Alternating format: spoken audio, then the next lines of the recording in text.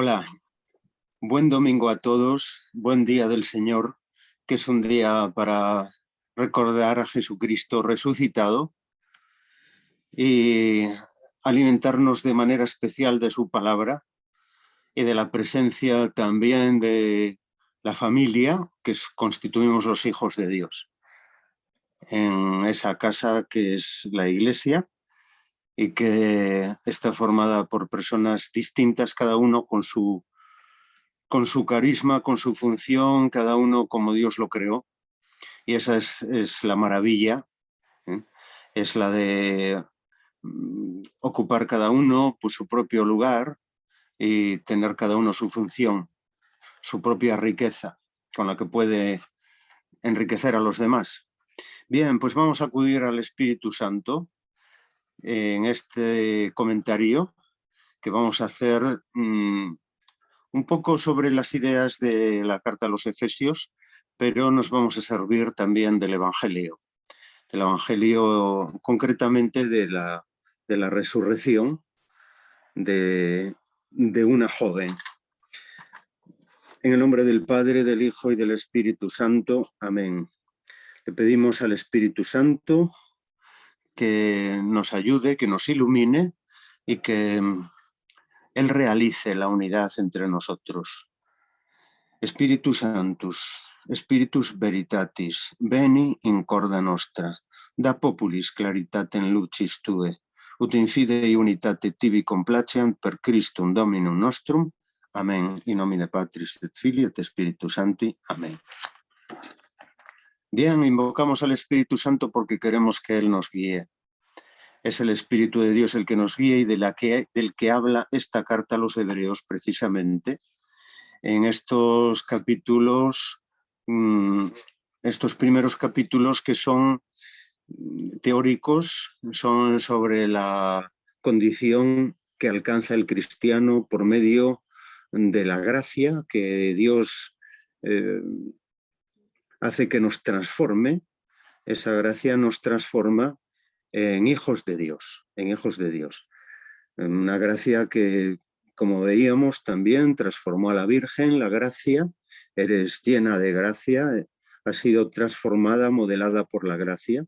Esa gracia nos dice aquí, en la epístola a los Efesios, en este primer himno tan importante, en esta eulogía, que es la que nos transforma. Por lo tanto, Dios nos transforma y que hace de nosotros hijos de Dios a imagen de su Hijo, convirtiéndonos de seres que están afeados por el pecado, nos quita el pecado y nos da todavía más, y que nos da un aspecto agradable, amable. Por eso dice que nosotros somos transformados a imagen de Jesucristo, el Hijo amado, amado. Por eso nosotros somos transformados también, de modo que Dios nos ama ya a nosotros, porque Él ha operado algo nuevo en nosotros, y ese es Cristo, ese es Jesucristo en nosotros. Bien, en una ocasión en la que una persona acude a nuestro Señor, en este caso una persona de un estatus un poco elevado, como era un archisinagogo, acude a Jesús rogándole por una persona joven. Es muy bueno el tenerlo esto en cuenta porque muchas veces vemos como las personas que han vivido en la fe continúan en nuestras iglesias. Es algo que yo creo que es la providencia de Dios la que nos permitió ver cómo la vida se alarga de muchas personas que antes al llegar a los 60 pues estaban bastante acabadas. Ahora a los 60 pues una persona está en un momento muy bueno de su vida, por lo general. Y por eso nuestras iglesias han vaciado, pero todas esas generaciones de personas que han recibido la fe de pequeños y que la han vivido, gracias a Dios, han permitido que nuestras iglesias siguieran ocupadas, ¿no? Que no se vaciaran tan de repente. Vamos a ver esta llamada de Cristo a una persona joven. Resulta que es su propio Padre quien le ruega a Jesús que vaya a su casa, que la cure y Y esto lo hace con una oración intensa, un ruego intenso. Estaba Jesús rodeado de mucha gente. Ahí recordemos que también se mete el pasaje, ese encuentro de la mujer que tenía flujos de sangre, la hemorroísa, que buscaba también a Jesús para curarse. En este caso nos vamos a fijar en la joven, en la niña, que por otra parte, con 12 años, pues ya era una persona con bastante madurez en la sociedad de Israel de aquel tiempo. Se calcula que la Virgen tendría de 12, 13 años cuando recibió el anuncio del ángel y que era una persona ya casada, desposada, ¿no? Así que, no sé si recuerdo, no recuerdo mal, es sobre los 12 años y medio cuando una niña, una mujer ya, en ese caso ya se desposaba, ¿no? Hay que tener en cuenta que la edad media era muy corta también de vida. Bien, pues este padre ruega por su hija y la oración tiene sus efectos. No cuando él quiere, porque Jesús, mientras habla, resulta que la niña muere. Parece como si llegase tarde, ¿no? El Señor, pero le comunican al padre, ya ha muerto tu hija, entonces ¿para qué molestar al maestro, verdad? Entonces Jesús le dice que no pierda la fe.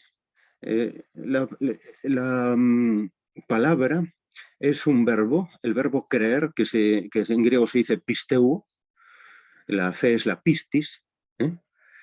De ahí viene la palabra epistemología, etcétera, bueno, otras cosas, pero le dice al padre de la niña, le dice, cree, pero un cree que significa continúa creyendo, continúa, en el momento presente, continúa, sigue. El padre tenía fe, por eso acudía a Jesús, pero en ese momento Jesús no quiere que decaiga su fe a pesar de que parece derrumbarse, porque la niña ya ha muerto, no hay nada que hacer. Eso es lo que le dicen, pero Jesús le dice algo diferente, le dice, sigue creyendo, sigue creyendo. Y entonces lo acompaña a su casa. ¿Qué es lo que ocurre en aquel momento? Pues ahí parece que interviene la madre, porque entran los padres, entra también Pedro, Santiago, Juan, que van a ser testigos de quién es Cristo, ¿eh?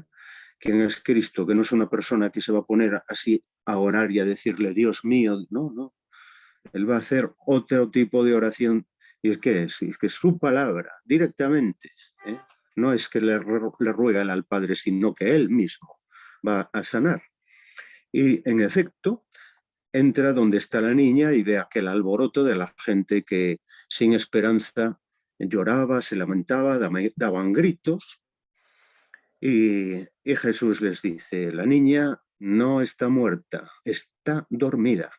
Esto es curioso, porque no es que estuviera la niña en una parálisis o algo así, sino que Jesús le llama dormir. Dense cuenta de que eso también lo emplea cuando él cura a Lázaro y también llevaba 4 días enterrado, o sea, fíjate tú. Y ya le decían, huele mal. Entonces, y sin embargo se dice que dormía. Lo dice Jesús, duerme la niña. Y también se dice, si no recuerdo mal, en el caso del primer mártir de San Esteban, que dice que se durmió. ¿Y por qué dice que se durmió? Pues porque la manera de ver las cosas Dios es una manera mucho más amplia que la nuestra. La nuestra solamente mira lo que contemplan nuestros ojos. Dios puede mucho más. Su conocimiento es mucho más profundo. Por eso Jesús dice, la niña duerme, porque se va a despertar. Y en este caso va a ser Jesús quien la despierte. Antes de esperar a otra resurrección, a la resurrección final, Jesús la toma de la mano y le dice en arameo, talita cumi, y la niña se levanta. Yo creo que esta es una enseñanza para nosotros, para fijarnos cómo Jesús acude al encuentro de una joven que necesita recobrar la vida. Después, ¿qué es lo que hace el Señor? La toma de la mano, la niña se levanta y dice, dadle de comer. Es decir, no solamente os preocupéis de que viva, sino que alimentadla también. Pues es una preocupación del Señor. El Señor no es la primera persona que Él resucita, precisamente jóvenes. Acordaos del hijo de la viuda de Naín, una mujer que tenía un hijo, era viuda y también lloraba, y Jesús siente lástima, ¿verdad? Es curioso, pero fijaros cómo los padres con su dolor interceden con su oración, eh, pues con esa pérdida de ese hijo que se muere, y Jesús se acerca y resucita. Por lo tanto, nuestro trabajo, a imitación del de Jesús, debe de ser también orar mucho y ir al encuentro también de los jóvenes para que ellos tengan la vida que Dios quiere para ellos y con la que se sentirán felices y llenos también.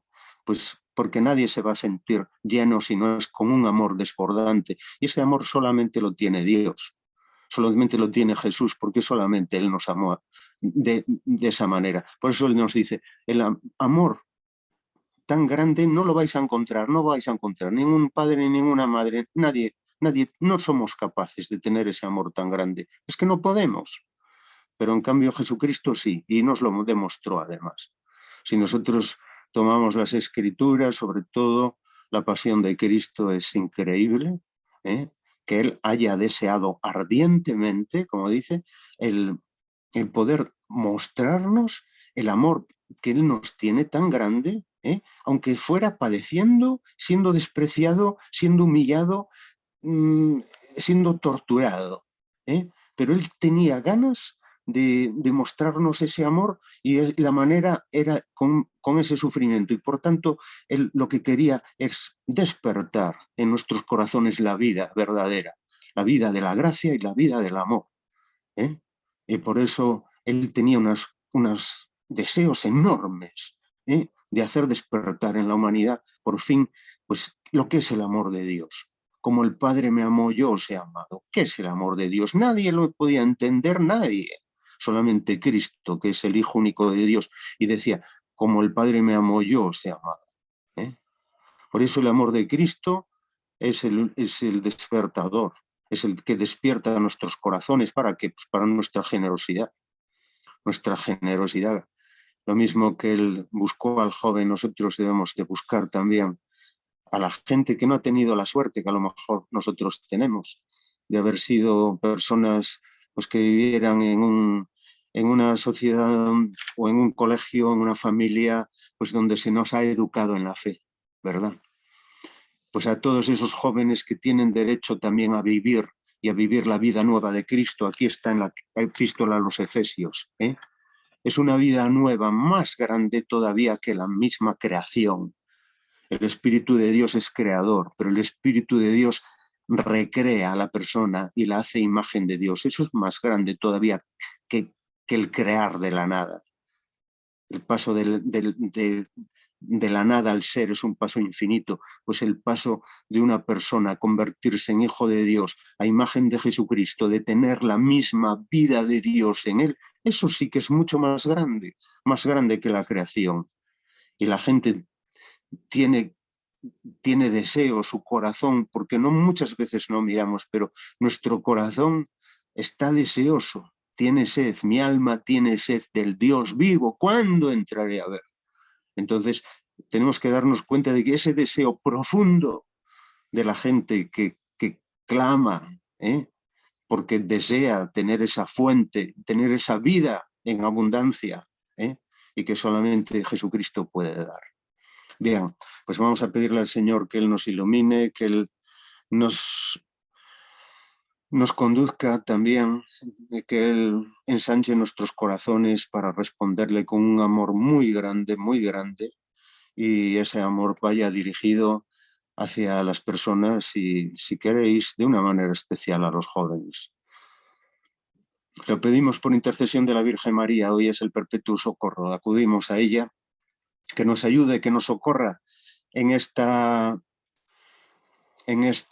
moda de dejar la vida divina por buscar cosas que no compensan ni llenan y que todo lo contrario vacían el corazón humano, pues vamos a pedirle a eso a la Virgen María, su intercesión y a su Hijo bendito la bendición.